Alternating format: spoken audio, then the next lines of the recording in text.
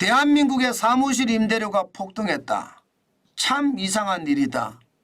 왜 제가 이렇게 표현했을까요? 일단 2023년 사무실 임대료 상승률을 한번 보시죠. 8.8%.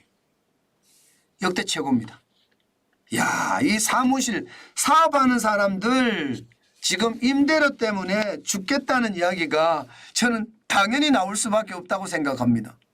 야, 임대료가 8.8%로 사상 최고의 상승률을 기록을 했으니 이게 뭐 장난 아니잖아요. 실제로도 한번 보실래요? 예, 2021년에 2.5% 상승했습니다. 그런데 2022년에도 6.1%. 이때도 말입니다. 세상에나 다른 나라는 오피스 사무실의 임대료가 뚝뚝 떨어지고 빌딩이 이게 남의 손으로 마구마구 넘어간다고 하는데 우리나라는 이게 거꾸로 간다 이렇게 이야기하잖아요. 2023년에는 8.8% 역대 최고입니다. 이거는 제가 봐서는 명목 임대료 기준이거든요. 다시 말해서 계약서상의 임대료 기준입니다. 그런데 실질 임대료로 가면 여러분 8.8%가 아닙니다.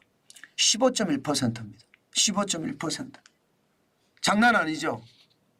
예. 이게 실질 임대료로 가면 15.1%가 된다는 것은 여러분 그만큼 말입니다. 서울에서 사무실을 얻어 사업하기가 굉장히 어렵다는 뜻이에요.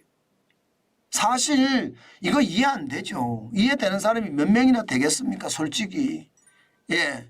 왜냐하면 미국은 보세요. 사무실 공실률이 13.5% 역대 최고예요. 거의. 피치가 조사한 걸 보면. 지금 말입니다. 미국은 코로나19가 터졌을 때 재택근무를 확산시켰습니다. 그런데 이 재택근무 하던 사람들이 안 돌아온다는 거예요. 안 돌아온다. 돌아오라고 하니까 사직서를 내버려. 그러니까 그러면 집에서 일해. 나 사무실은 그러면 없애버릴게. 이렇게 되는 거예요. 그 재택근무자가 많아지면서 미국은 사무실에 대한 공실률이 굉장히 높아지고 있거든요. 게다가 미국은 대기업들이 사실 많이 망하거든요. 제조업 쪽에.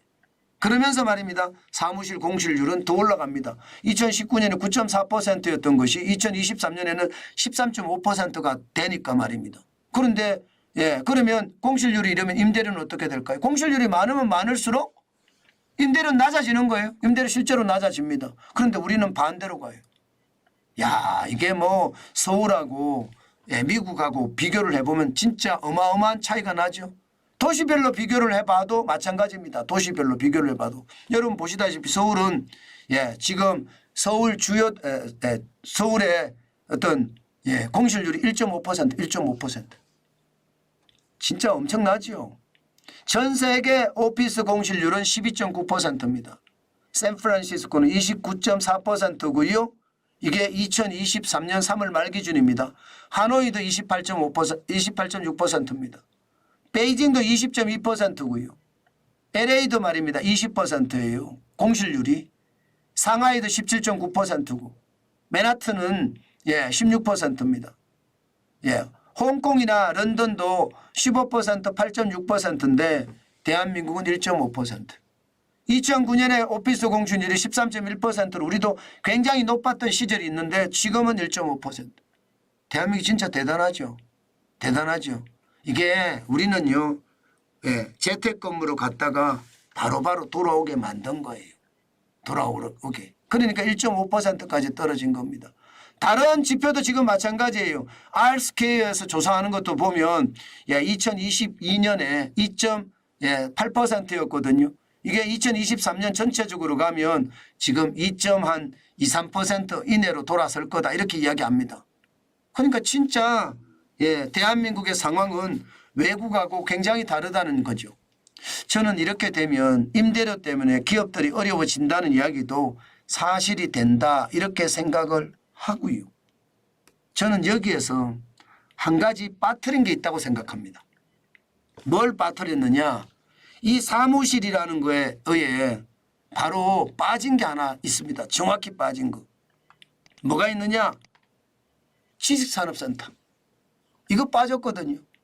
이것까지 포함을 시키면 어떻게 될까요? 이 지식산업센터가 기본적으로 공장형 아파트니까 공장으로 분류되지 이게 사무실로 분류되지 않거든요. 예, 아파트형 공장도 공장으로 분류되지 사무실로 분류되지 않거든요. 그렇기 때문에 저는 이것까지 감안하면 상황이 좀 달라질 수도 있다고 생각합니다. 여러분, 수도권의 지식산업센터 거래량을 보면요. 지금 2년 사이에 71.1%가 줄어들었습니다. 2021년 상반기에 3,470건이었다면요. 2023년 상반기에 987건이에요. 엄청나게 줄어들었죠. 거래가 줄어든다는 것은 여러분 결국 말입니다. 예, 이게 상황이 나빠진다는 거예요. 공급은 많아지고, 예, 공급은 많아지는데, 예, 실질적으로 거래는 이루어지지 않는다. 더 기다리자 이렇게 나온다는 뜻입니다. 그래서 저는 여러분들이 만약에 사무실을 필요로 한다면, 예, 저는 지식산업센터도 한 번쯤 보는 게 좋겠다. 그 말씀, 예, 또 한 번 드립니다. 또 저는요, 사무실 공실률이 우리가 이렇게 앞으로 계속 갈 거냐, 저는 거기에 대해서도 좀 다르게 생각합니다. 좀 다르게 생각해요. 분명히 말입니다. 시장이라는 건 저는 달라질 거라고 보거든요. 늘 시장이 한결같지는 않습니다.